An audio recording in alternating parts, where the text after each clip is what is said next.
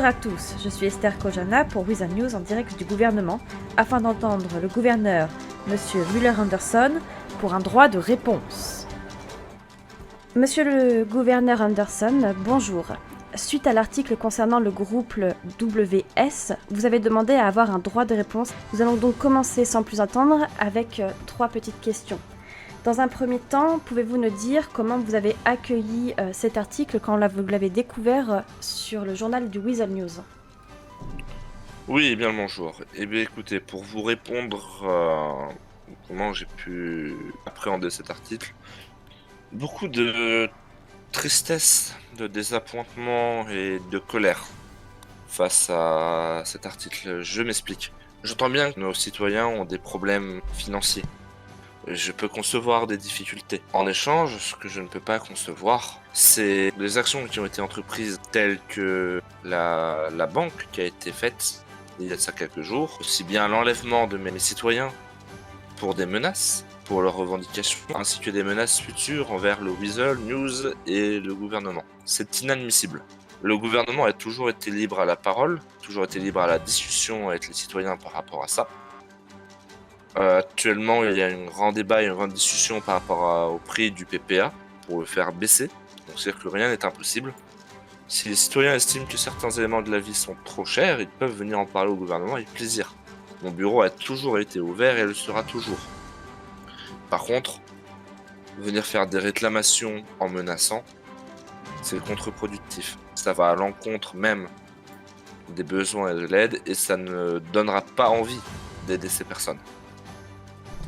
Justement, pour rebondir par rapport à ces attaques concernant le coût de la vie, qu'est-ce que vous avez à répondre à ça? Est-ce que vous trouvez effectivement que nous avons une vie assez chère ici? Est-ce que vous avez des actions que vous souhaitez mener par rapport à ces nombreuses revendications qu'on peut entendre au moment, qui sont peut-être à juste ou à mauvais titre? Si effectivement le coût de la vie il y a pour élever pour certaines personnes, ce que je peux comprendre, le problème, voyez-vous, par rapport à ça, c'est que chaque personne a un cas particulier.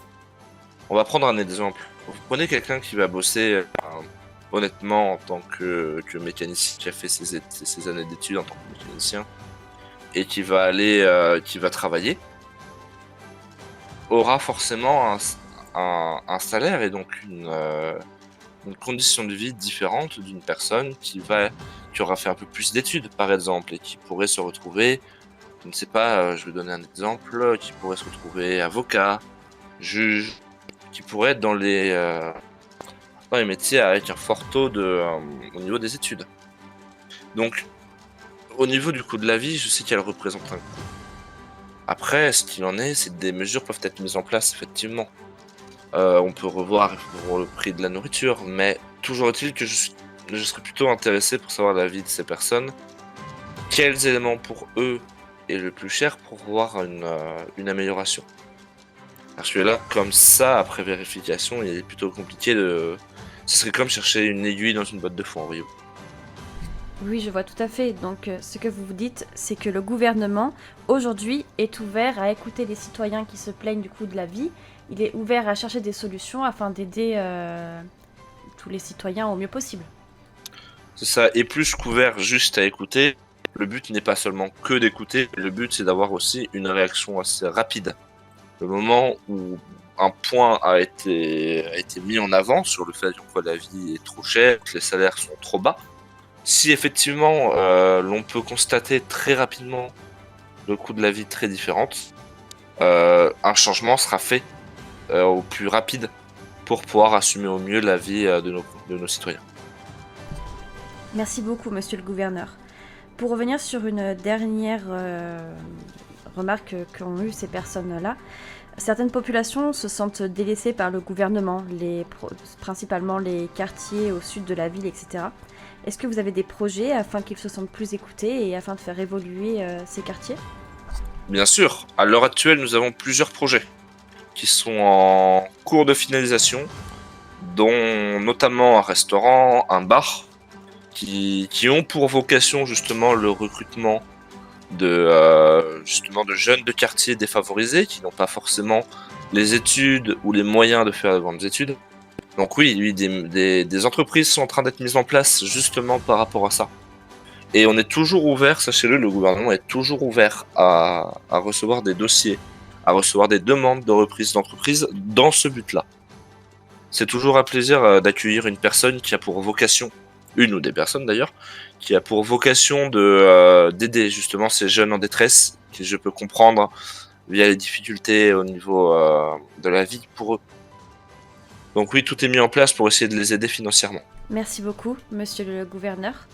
J'arrive à la fin des questions que j'avais préparées. Est-ce qu'il y a d'autres points sur lesquels vous souhaiteriez rebondir par rapport à l'article qui a été publié il y a maintenant 2 jours? Oui, une dernière chose.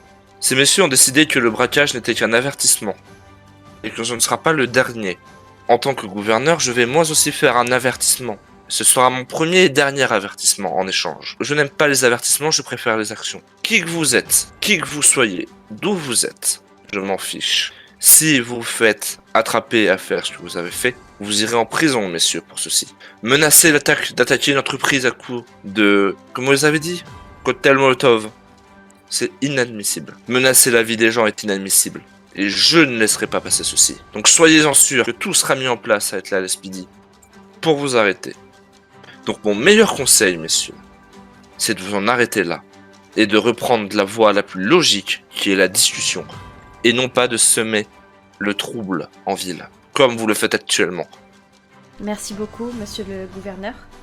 Je vais pouvoir maintenant arrêter ici, si vous le souhaitez et si tout est bon pour vous, ce droit de réponse. Bien sûr. Je vous souhaite une très bonne journée et merci pour votre temps. Merci, pareillement. Au revoir. Au revoir.